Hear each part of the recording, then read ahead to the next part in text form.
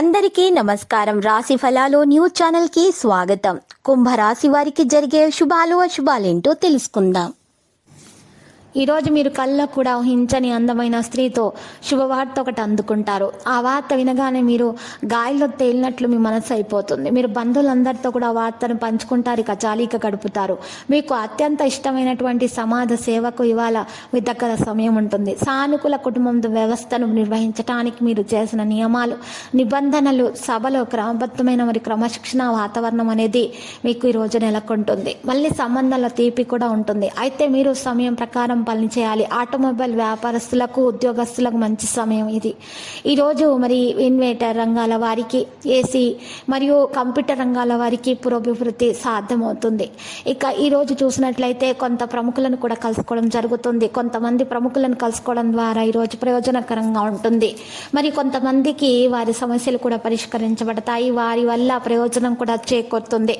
ఈరోజు కొన్ని విషయాలు ముఖ్యంగా పరిష్కరించుకోవాల్సిన దిశగా సాగిపోతాయి.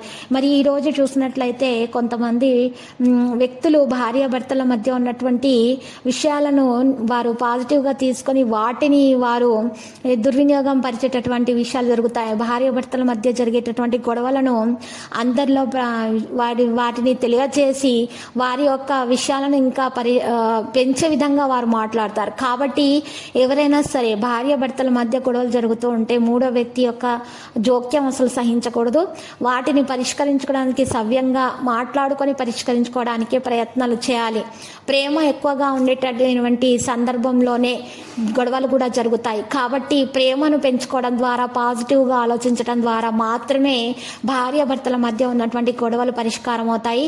ఈరోజు సంతానం విషయంలో, ఖర్చుల విషయంలో భార్యాభర్తల గొడవల విషయాలు జరుగుతాయి. కాబట్టి ఆ రెండు విషయాల మీద ప్రత్యేక శ్రద్ధ చూపడం ద్వారా మేలు కలుగుతుంది. లక్కీ సంఖ్య 73 మరియు లక్కీ కలర్ అయితే బఠానీ ఆకుపచ్చ.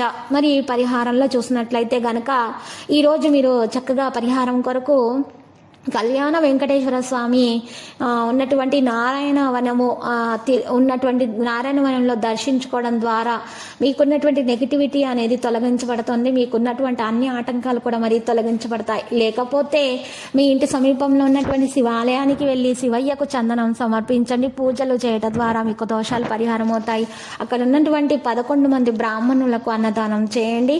పప్పు ఉప్పు దానం చేయండి. ఇలా చేయడం ద్వారా మీకు శుభం కలుగుతుంది.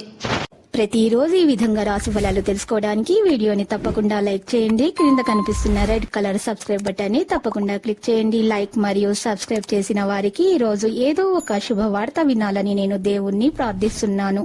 Thank you for watching this video.